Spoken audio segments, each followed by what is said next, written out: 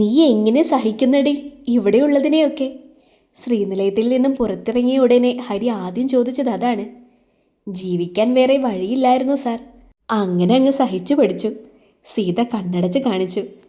എൻ്റെ അമ്മോ, ഇങ്ങനെയുണ്ടോ മനുഷ്യര്? ഹരിക്ക് ദേഷ്യമാണ് തോന്നിയത്. സീത എത്രമാത്രം പൊരുതിയിട്ടാകും ഇവർക്ക് മുന്നിൽ പിടിച്ചു നിന്നിട്ടുണ്ടാകുക എന്ന് ഓർക്കുമ്പോൾ അവനുള്ളിൽ വേദന തോന്നി. എല്ലാം ഒന്നിനൊന്ന് മെച്ചമാണ് ഹരി ഇവിടെയുള്ളത്. ആദിയെയും സിദ്ധുവിനെയും പോലെ സ്നേഹിക്കാൻ അറിയാവുന്ന വളരെ കുറച്ച് പേര് മാത്രം. ബാക്കിയുള്ളതിനെല്ലാം കാശ്, പദവി, പ്രസക്തി എന്നിങ്ങനെയുള്ളൂ. സീത ചിരിയോടെ പറഞ്ഞു. ഹരി ഒന്ന് അമർത്തി മൂളിക്കൊണ്ട് ബൈക്കിലേക്ക് കയറി. അവനൊപ്പം സീതയെ കൂടി പറഞ്ഞു വിട്ടത് കണ്ണനാണ്. അർജുൻ്റെ വാക്കുകൾ അവനുള്ളിൽ എപ്പോഴും ഒരു ജാഗ്രത നിറച്ചിട്ടുണ്ട്. തൻ്റെ അനാസ്ഥ കൊണ്ട് ശ്രീനിലയത്തിലെ കൊച്ചുമകനെ പ്രണയിച്ചു എന്ന കാരണം കൊണ്ട് സീത വേദനിക്കരുത് എന്ന് അവന് നിർബന്ധമുണ്ടായിരുന്നു. എന്തോർത്ത് നിൽക്കാൻ നീ? കയറടി. വണ്ടി സ്റ്റാർട്ട് ചെയ്തിട്ടും കയറാതെ നിൽക്കുന്ന സീതയോട് ഹരി പറഞ്ഞു. അവൾ ഒന്നും മിണ്ടാതെ കയറിയിരുന്നു. മനസ്സിൽ നിറയുന്ന അസ്വസ്ഥതയുടെ കാരണം കൂടി അറിയാതെ അവൾക്ക് ശ്വാസം മുട്ടി. കണ്ണൻ്റെ ആ ഫ്രണ്ടില്ലേ സീതേ, റിമി മരിയ? ഹരി എന്തോ പറയാൻ തുടങ്ങി. റിമിയുടെ പേര് കേട്ടതും സീതയുടെ കൈകൾ ഹരിയുടെ തോളിൽ മുറുക്കി. എടി, നീ കേൾക്കുന്നുണ്ടോ? ഹരി പുറകിലേക്ക് തലചിരിച്ചുകൊണ്ട് ചോദിച്ചു. ഉണ്ട്, നീ പറ.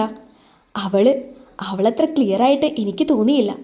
ഹരി പറഞ്ഞത് കേട്ട് സീതയുടെ ഹൃദയം തുള്ളി. തനിക്ക് തോന്നിയതുപോലെ തന്നെ റിമിയെക്കുറിച്ച് അവനും തോന്നിയിരിക്കുന്നു. അതെന്താ ഹരി? എന്നിട്ടും സീത കാരണമറിയാനുള്ള ആകാംക്ഷയോടെ ചോദിച്ചു. ചിലപ്പോൾ എൻ്റെ തോന്നലായിരിക്കും. പക്ഷേ അവിടെ നിൽക്കുന്ന റിമിക്ക് വേറെ എന്തൊക്കെയോ ഉദ്ദേശമുള്ളതുപോലെ. അവളുടെ കണ്ണുകളിൽ മറ്റെന്തോ ഭാവം നിന്നെ നോക്കുമ്പോൾ. ഹരി അവൻ്റെ മനസ്സിൽ തോന്നിയത് പറഞ്ഞു. സീത ശ്വാസം പിടിച്ചിരുന്നു. നിന്നോടെങ്ങനെ? നല്ല രീതിയിൽ തന്നെയാണോ? കൂട്ടുകാരൻ്റെ പെണ്ണിനോടുള്ള സ്നേഹമുണ്ടോ? ഹരി ചിരിയോടെ ചോദിച്ചു. റിമി മരിയ ഡോക്ടർ കിരൺ വർമ്മയെ പ്രണയിക്കുന്നുണ്ട് ഹരി. കണ്ണേട്ടന് വേണ്ടിയാണ് അവൾ ഇവിടെ വന്നതും തിരിച്ചു പോവാതെ ഇവിടെ തന്നെ സ്റ്റേ ചെയ്യുന്നതും. സീത പറഞ്ഞത് കേട്ട് ഹരി ബൈക്ക് പെട്ടെന്ന് നിർത്തി. ഡീ, അവൻ അവിശ്വസനീയതയോടെ വിളിച്ചു. സത്യമാണ് ഹരി, സീത പറഞ്ഞു. നിന്നോട് പറഞ്ഞോ അവൾ അങ്ങനെ? ഇല്ല, പക്ഷേ എനിക്ക് അങ്ങനെ തോന്നി. അവളെ ആദ്യം കണ്ടപ്പോൾ തന്നെ തോന്നിയിരുന്നു കണ്ണേട്ടൻ അവൾക്കൊരിക്കലും വെറുമൊരു സൗഹൃദമല്ലെന്ന്. ഇന്നത് പൂർണ്ണമായും ഞാൻ ഉറപ്പിച്ചു, സീത ശാന്തമായി പറഞ്ഞു. കണ്ണൻ അറിയോ? ഹരിയുടെ സ്വരം നീർത്തു. ഇല്ലെന്ന് തോന്നുന്നു. കണ്ണേട്ടന് റിമി അത്ര ഇഷ്ടമല്ലെന്നാണ് എനിക്ക് തോന്നിയത്, സീത ചിരിയോടെ പറഞ്ഞു. നിനക്ക് പേടിയുണ്ടോടി? ഹരി തോളിൽ ചേർത്ത് വെച്ച് അവളുടെ കയ്യിൽ പിടിച്ചു. സീതാലക്ഷ്മി സ്ട്രോങ് ആണ് മാൻ, അവൾ അവൻ്റെ പുറത്ത് തട്ടിക്കൊണ്ട് പറഞ്ഞു. കാർത്തിക് ഭീഷണിപ്പെടുത്തിയതുപോലെ റിമി എന്തെങ്കിലും പറഞ്ഞോ? ഹരി ചോദിച്ചു. കാർത്തികിൻ്റെ കാര്യം അവനോട് കണ്ണൻ പറഞ്ഞിട്ടുണ്ടെന്ന് സീതയ്ക്ക് ഉറപ്പായി. ഡീ പറ, ഇനി അതും ഒറ്റയ്ക്ക് ഡീൽ ചെയ്തു എന്നും പറഞ്ഞിരുന്നിട്ട് ഒടുവിൽ പുലിവാലാക്കോ? ഹരി ചോദിച്ചു. അവളൊന്നും പറഞ്ഞിട്ടില്ല ഹരി, പക്ഷേ അവൾക്ക് എന്നോട് നല്ല ദേഷ്യമുണ്ട്, സീത ചിരിച്ചു. ഒരു ശത്രു കൂടി അല്ലേടി? അവൻ്റെ ആ ചോദ്യത്തിന് സീത വെറുതെയൊന്ന് മൂളി. ഒരു നെടുവീർപ്പോടെ ഹരി വീണ്ടും ബൈക്ക് സ്റ്റാർട്ട് ചെയ്തു. അവൾ എന്ത് പറഞ്ഞിട്ട് നിനക്ക് മുന്നിൽ വന്നാലും അത് തുറന്നു പറയണം കേട്ടോ, ഹരി ഓർമ്മിപ്പിച്ചു. സീത മൂളി. കാർത്തികിനെ പൂട്ടാനുള്ള വഴി നോക്കുന്നുണ്ട്, ഹരി സീതയോട് പറഞ്ഞു. സൂക്ഷിക്കണേ ഹരി. സീതയുടെ കൈകൾ വീണ്ടും ഹരിയുടെ തോളിൽ മുറുകി. പേടിക്കണ്ട. ഹരി വീണ്ടും അവളുടെ കയ്യിൽ തൊട്ടു. 10 മിനിറ്റ് കൊണ്ട് തന്നെ വീടിൻ്റെ മുന്നിലെത്തി. കയറുന്നില്ലേ നീ? ബാഗ് വലിച്ച് തോളിലിട്ടുകൊണ്ട് സീത ചോദിച്ചു. ഹരി ഇല്ലെന്ന് തലയാട്ടി. അതെന്താടാ നിനക്കൊരു ജാടാ? സീത കൂർപ്പിച്ചു നോക്കി. ഹരി കള്ളച്ചിരിയോടെ അവളെ നോക്കി കണ്ണിറുക്കി കാണിച്ചു. എന്താണ് മോനെ, ആകെ മൊത്തത്തിൽ നിനക്കൊരു കള്ളലക്ഷണം. പ്രാണസഖി അടിച്ചൊടിച്ച് വിട്ടതാണോ ഇനി നിന്നെ? സീത നടുവിന് കൈക്കുത്തി നിന്നിട്ട് അവനെ സൂക്ഷിച്ചു നോക്കി. അതിനിച്ചിരി പൊളിക്കും. അവളി ഹരിയുടെ സ്വന്താണ്, അവൻ നെഞ്ചിൽ പതിയെ ഇടിച്ചുകൊണ്ട് പറഞ്ഞു. ഓ, എന്നാ വന്നൊന്ന് മുഖം കാണിച്ചു പോകാവുന്ന അവസരം വെറുതെ മിസ് ചെയ്യണോ? സീത ചിരി കടിച്ചു പിടിച്ചുകൊണ്ട് ചോദിച്ചു. വേണ്ടടി, എന്നെ കാണുമ്പോൾ തന്നെ പാർവിനിപ്പോൾ ശ്വാസം മുട്ടുന്നത് പോലെയാ, പാവം. ഹരിയുടെ സ്വരം ആർദ്രമായി. സീത ചിരിയോടെ അവനെ നോക്കി. അവൾ ആലോചിച്ച് തീരുമാനമെടുക്കട്ടെ സീതെ. എന്നെ കാണുമ്പോൾ പേടിക്കുന്നതിന് പകരം ആ കണ്ണിൽ പ്രണയം വിരിയട്ടെ, അതിനുള്ള കാത്തിരിപ്പിലാണ് ഞാനും. കാലുകൾ രണ്ടും നിലത്ത് കുത്തി കൈ നെഞ്ചിൽ കെട്ടി നിന്നിട്ട് ഹരി ചിരിയോടെ പറഞ്ഞു. നിനക്കത്രയും ഉറപ്പുണ്ടോടാ? സംശയം ലവലേശം പോലും ഇല്ലാതെ ഹരി ചിരിച്ചുകൊണ്ട് തലയാട്ടി. എൻ്റെ ചേച്ചി എത്ര ഭാഗ്യദോഷിയാ ഹരി. അവൾ അറിയാതെ പോയല്ലോ ഈ സ്നേഹം. അവൾക്കത് നഷ്ടപ്പെട്ടല്ലോ കുറച്ചു കാലം. സീത ഹരിയുടെ കയ്യിൽ അമർത്തി പിടിച്ചു. അന്നുണ്ടായിരുന്ന അതേ സ്നേഹം അതിൻ്റെ ഇരട്ടിയാക്കി ഞാനും കാത്തിരിപ്പിലാണ് എൻ്റെ പെണ്ണിന് വേണ്ടി. ഹരിയുടെ കണ്ണുകൾ വീടിന് നേർക്ക് നീണ്ടു. ഇനി ആദ്യം വേണ്ടത് കണ്ണനെ ഇവിടെ നിന്ന് മാറ്റുകയാണ് ഡാഡി. എന്നിട്ട് വേണം പുതിയ പ്ലാനുമായി കളത്തിലിറങ്ങാൻ. ചക്രവ്യൂഹത്തിൽ പെട്ടതുപോലെ സീതാലക്ഷ്മി ഒറ്റപ്പെട്ടു പോകണം. അവിടെ കിടന്നു തീരണം. അതാണ് അവൾക്കുള്ള ശിക്ഷ. റിമി ഉന്മാദത്തോടെ ചിരിച്ചു. അവളുടെ കണ്ണുകളിൽ പകയാളി. 2 ദിവസത്തിനുള്ളിൽ കിരണിനെ ഇവിടെ എത്തിക്കാനുള്ള വഴി ഞാൻ സെറ്റാക്കാം. ബാക്കി മോൾ പ്ലാൻ ചെയ്യേ. മറുവശത്തു നിന്നും അവളുടെ ഡാഡി റിമിക്ക് ധൈര്യം കൊടുത്തു. റിമിയുടെ ചുണ്ടിൽ ഒരു വിജയച്ചിരി ഉണ്ടായിരുന്നു അപ്പോൾ മുതൽ. കാടടച്ച് വെടിവെച്ചിടാൻ തീരുമാനിച്ച വേട്ടക്കാരൻ്റെ ശൗര്യവും. അവൾക്കെന്നെ അറിയില്ല. റിമി ഫോണിൽ കൂടി തന്നെ മുരണ്ടു. അറിയാത്തവർക്ക് അറിയിച്ചു കൊടുക്കണം മോളൂ. അതിനുള്ള ഫ്രീഡം നിനക്ക് ഞാനും ഡാഡിയും തന്നിട്ടുണ്ടല്ലോ. ബാക്കി വരുന്നത് ഞങ്ങൾ നോക്കിക്കോളാം. നിന്നെ വിഷമിപ്പിച്ചവരെ വെറുതെ വിടരുത്. അത് ഞാനും നിന്റെ ഡാഡിയും തോൽക്കുന്നതിന് തുല്യമാണ്. മറുവശത്ത് മമ്മയുടെ സ്വരം കൂടി കേട്ടപ്പോൾ റിമി ഒന്നുകൂടി ഉഷാറായി. രണ്ടും കൂടി ഒരുമിച്ച് നിൽക്കുമ്പോൾ ബലം കൂടും. ഇനി എനിക്ക് നേരിടാനുള്ളത് സീതാലക്ഷ്മിയാണ്. ഇന്ന് എൻ്റെ മുന്നിൽ നിവർന്നു നിന്നവൾക്ക് എൻ്റെ വക ഗിഫ്റ്റ്. റിമിയുടെ ചിരിക്ക് കൂടുതൽ ക്രൂരതയേറി. സൂക്ഷിച്ചു വേണം ഓരോ സ്റ്റെപ്പ് മുന്നോട്ട് പോകാൻ. ഡാഡിയുടെ മുന്നറിയിപ്പ്. റിമി വിടർന്ന് ചിരിച്ചു. ഞാൻ പറ്റിയൊരു ടീമിൻ്റെ ഡീറ്റെയിൽസ് തരാം. മോള് അവരുമായി കോണ്ടാക്ട് ചെയ്യുന്നതല്ലേ നല്ലത്. അവരാകുമ്പോൾ ചെയ്യുന്ന ജോലി നല്ല വെടിപ്പായിട്ട് ചെയ്തിട്ട് പോരും. നീ വെറുതെ ടെൻഷൻ ആവണ്ട, അയാൾ അവളെ ഓർമ്മിപ്പിച്ചു. അതൊന്നും വേണ്ട ഡാഡി. റിമി കുടിലതയോടെ ചിരിച്ചു. മോളു, ഡാഡി പറയുന്നതിലും കാര്യമുണ്ടടാ. മമ്മിയുടെ വേവലാതി റിമി ചിരിച്ചു തള്ളി. അല്ലെങ്കിലും ഈ ചെയ്യുന്നതിനൊന്നും ഞാൻ ഉത്തരം പറയേണ്ടി വരില്ല. അതോർത്ത് നിങ്ങൾ രണ്ടാളും വെറുതെ ടെൻഷൻ ആവണ്ട.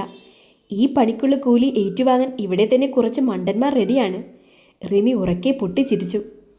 ഇവർക്ക് മുന്നിൽ ഇവരുടെ ആളായി മുന്നിൽ നിന്ന് കൊടുത്ത് ചെയ്യിപ്പിക്കുന്നതാണ് എൻ്റെ റോള്. സംഗതി നടന്നു കഴിഞ്ഞാൽ എൻ്റെ ചെക്കനെയും കൊണ്ട് ഞാനങ്ങ് പറന്നു വരില്ലേ. തല്ലിക്കാനും കൊല്ലിക്കാനും നടന്നതിനുള്ളത് ഇവിടെ ഇവർക്കും കരുതി വെച്ചിട്ടാവും ഞാൻ വരുന്നത്. വെറുതെ പോലും എൻ്റെ കണ്ണനെ മോഹിച്ചതിനുള്ള ചെറിയൊരു ശിക്ഷ. റിമി വികൃതമായി ഒന്ന് ചിരിച്ചു.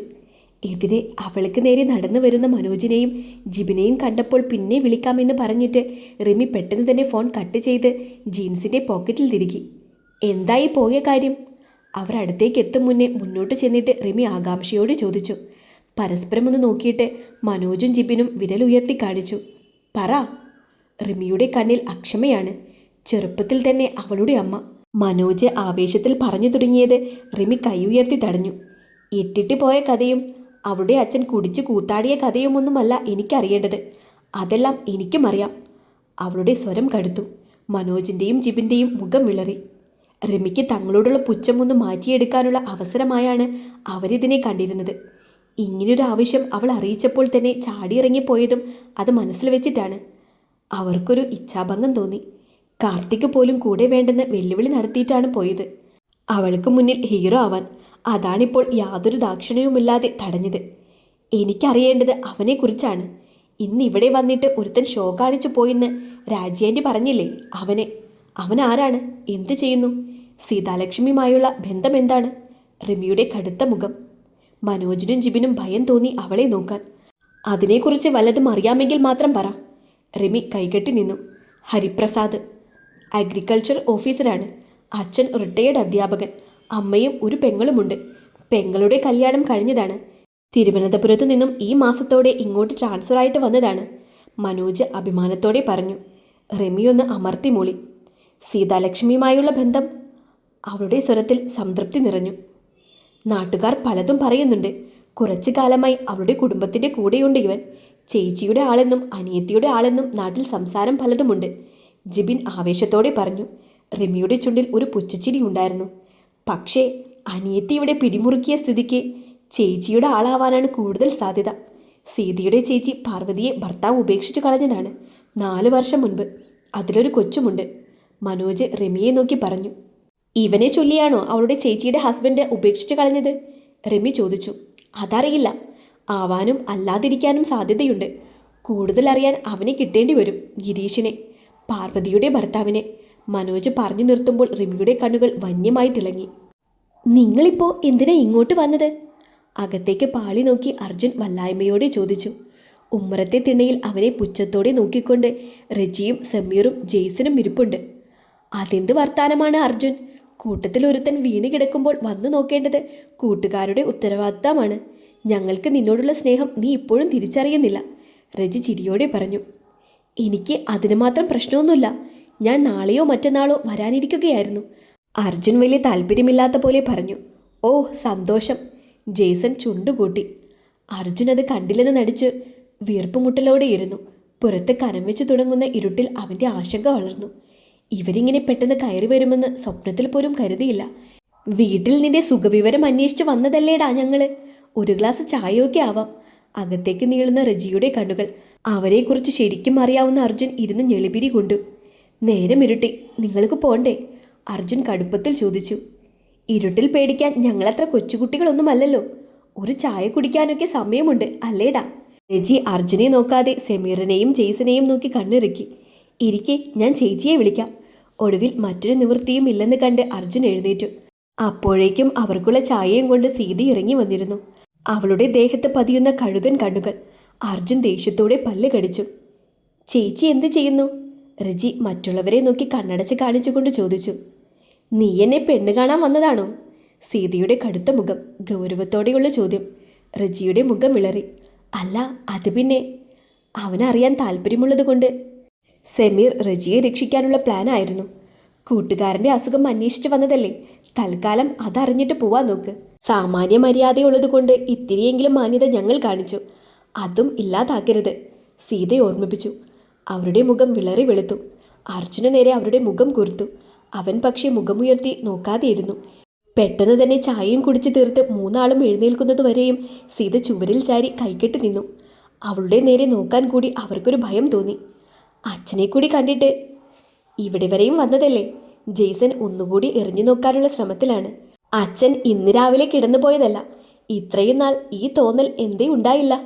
സീതയുടെ വാക്കുകൾ പിന്നെയും കടുത്തു. പോവാ നോക്ക്, ഇനി ഈ സന്ദർശനം ഇവിടെ അനുവദിക്കില്ല, അതുകൂടെ മറക്കണ്ട. സീത അവരെ നോക്കി യാതൊരു കൂസലുമില്ലാതെ പറഞ്ഞു. അർജുനെ ഒന്നുകൂടി തുറിച്ചു നോക്കി മൂന്നാളും ഇറങ്ങി. നോവിച്ചു വിട്ട പാമ്പിൻ്റെ പകയോടെ സീതയുടെ മുഖം അവർക്കുള്ളിൽ അപ്പോഴും ജ്വലിക്കുന്നുണ്ടായിരുന്നു.